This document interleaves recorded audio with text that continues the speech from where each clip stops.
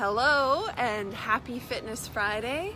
Welcome to part 2 of a 2-part series on high blood pressure. What does it mean for our health? I'm Dr. Ayla Donlin. I'm one of your MyZone Master Trainers. My colleague Emily Sopo will be back to join me next Friday for our Fitness Friday broadcast. And we're going to get into the content in just a moment, but as you are signing in, and I see there's a couple folks already, please let me know who you are, where you are signing in from. If you've done a workout this morning, let me know what you did and how many MEPs you earned. This morning I did a little cardio workout, about 30-40 minutes of cardio, little elliptical, and then I did some intervals on the treadmill, and I earned right around 100 MyZone effort points, or MEPs. Hey, burned!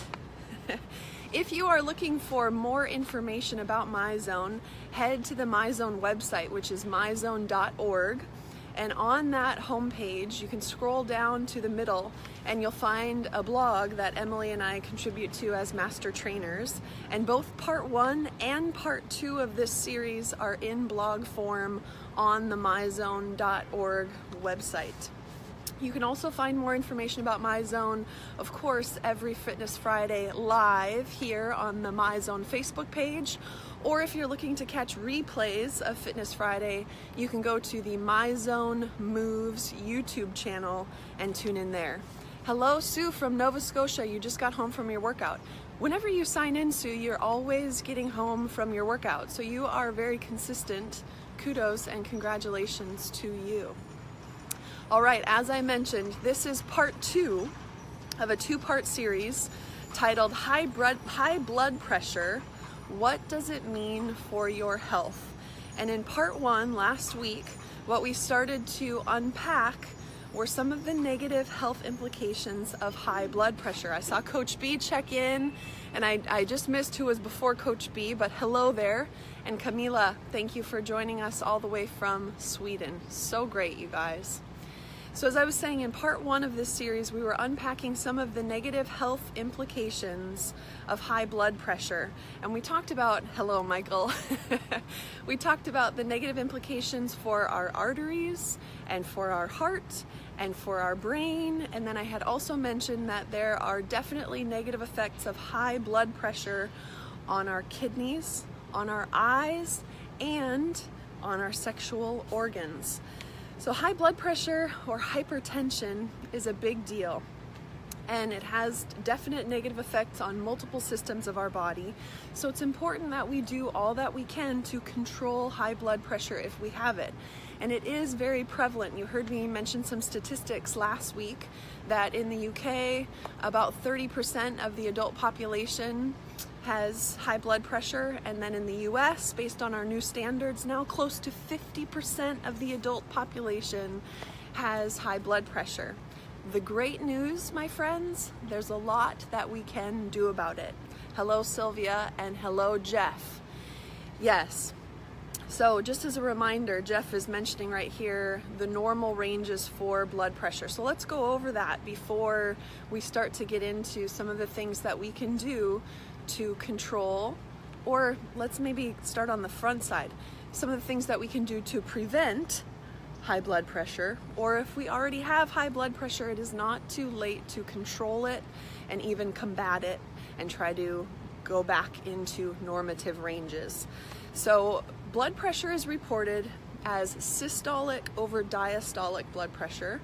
Systolic, the top number. Normative ranges, anything under 120 would be normal for systolic blood pressure. Anything under 80 is considered normal for diastolic blood pressure. So anything below 120 over 80 is considered normal or healthy blood pressure.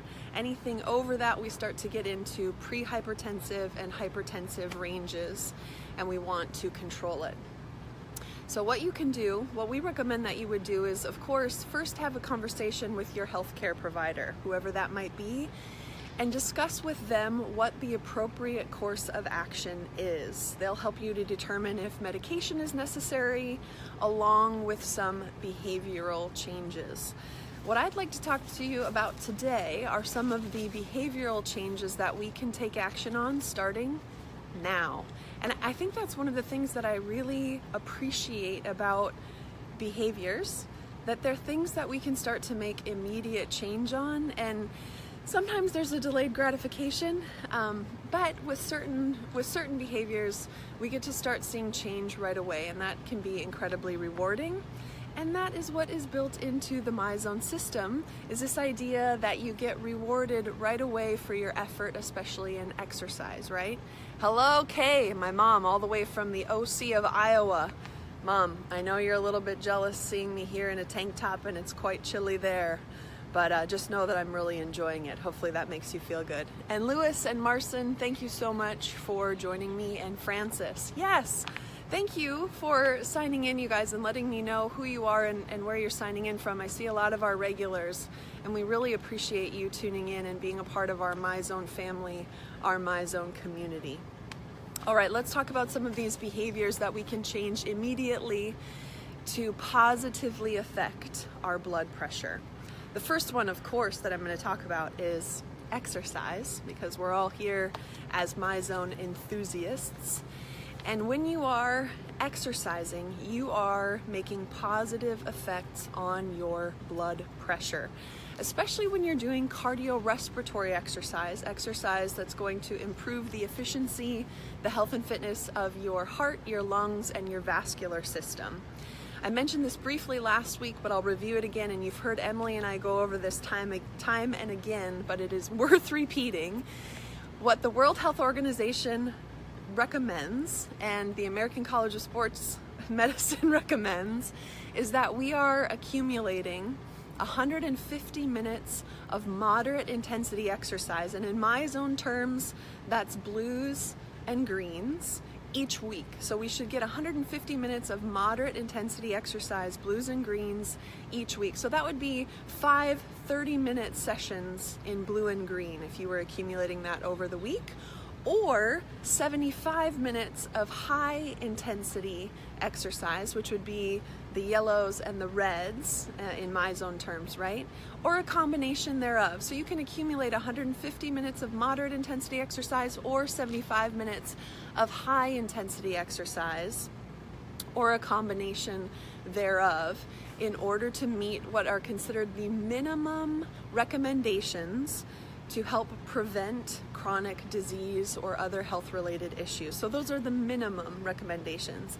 And that's where you're earning 300 MyZone effort points per week. So if you earn 300 MyZone effort points per week, you can know that you have met the minimum recommendations to make better contributions to your health. Now, there's no saying that you cannot go above and beyond that, and you can certainly set goals that are higher than 300 MyZone effort points per week as your fitness improves.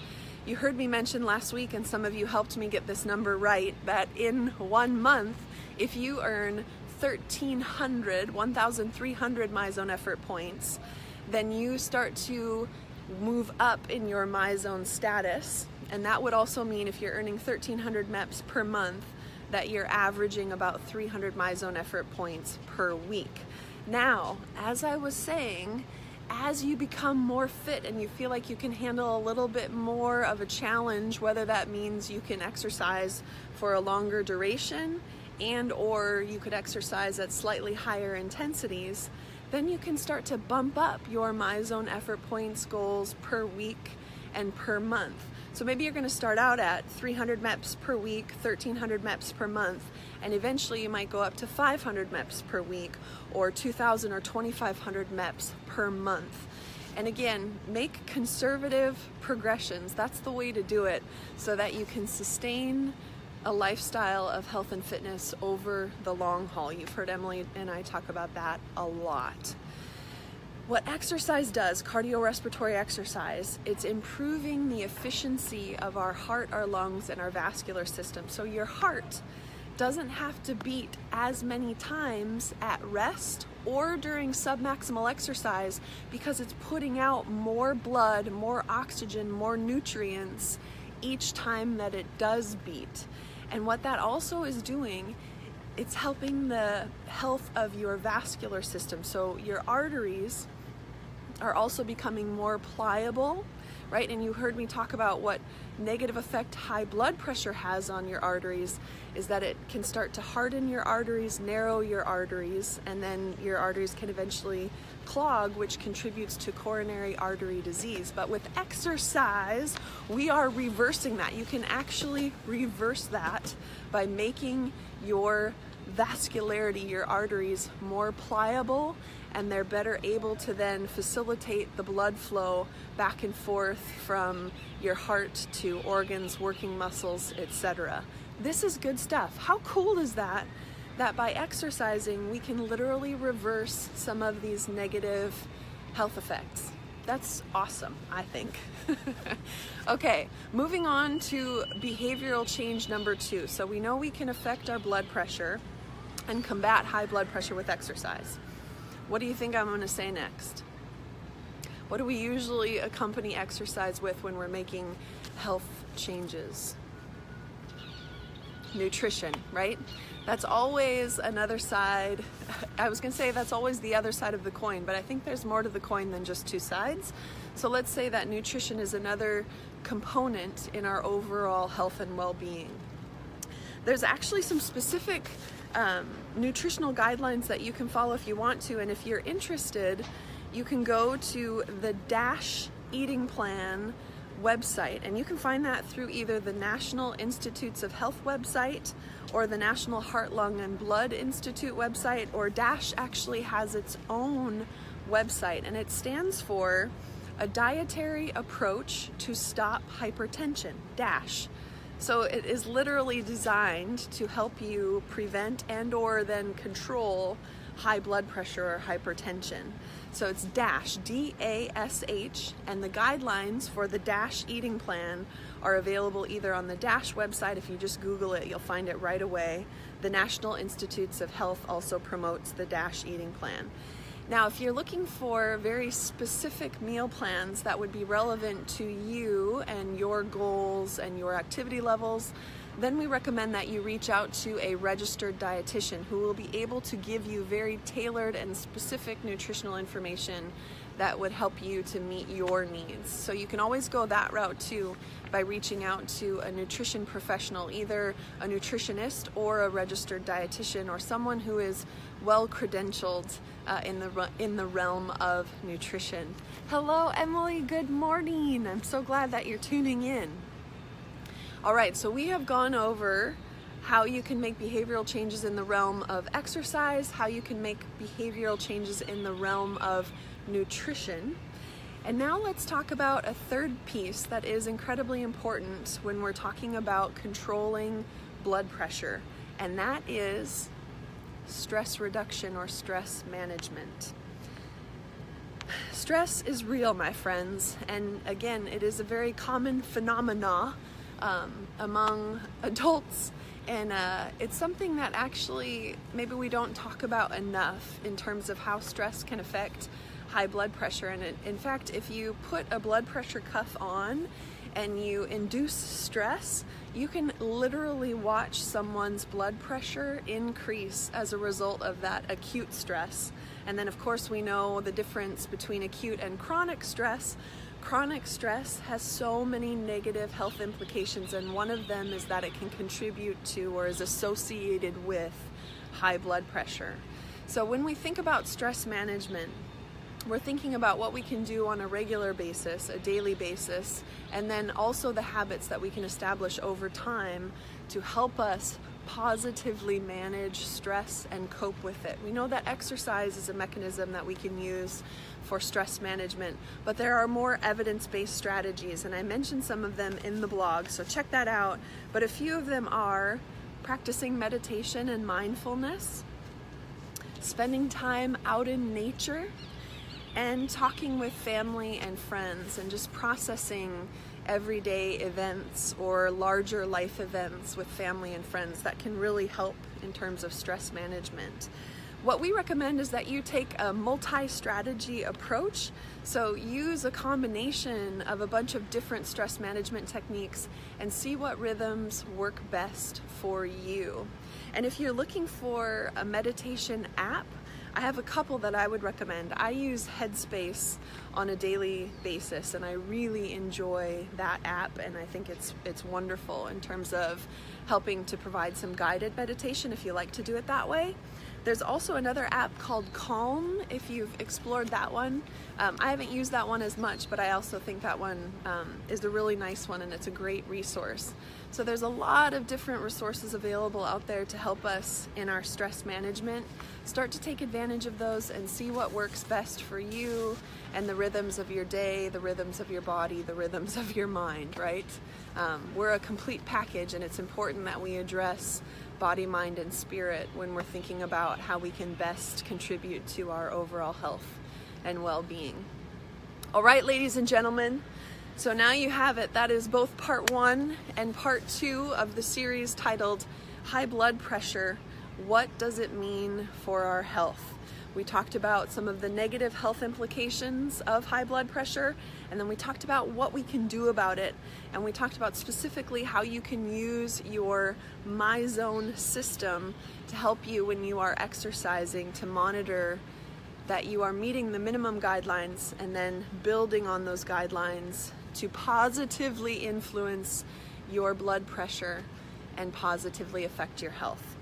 We wish you incredible heart health going forward. March is Heart Health Month at MyZone, and we're really passionate about promoting your ability to feel rewarded and incentivized to maintain healthy behavioral habits like exercise. So we hope that your MyZone system is doing that for you. Keep using it. Keep engaging the community that we have established, which is so lovely. Check in with your social connections. Ask them how they're doing. Are they meeting their MEPS goals? Encourage them, like their workouts, make comments on their workouts. That's always really fun and engaging. And of course, Emily and I love connecting with you here live every Friday at 8 a.m. Pacific time. And then, of course, I love that you're tuning in from all over the world. Connect with us as social connections on the MyZone app as well so that we can stay in touch that way. Again, ladies and gentlemen, happy Fitness Friday, happy Heart Health Month, wishing you all the heart health in the world. Keep doing what you do to take care of yourself so that you can best take care of the people around you. As always, keep moving forward. Have a great weekend, everybody.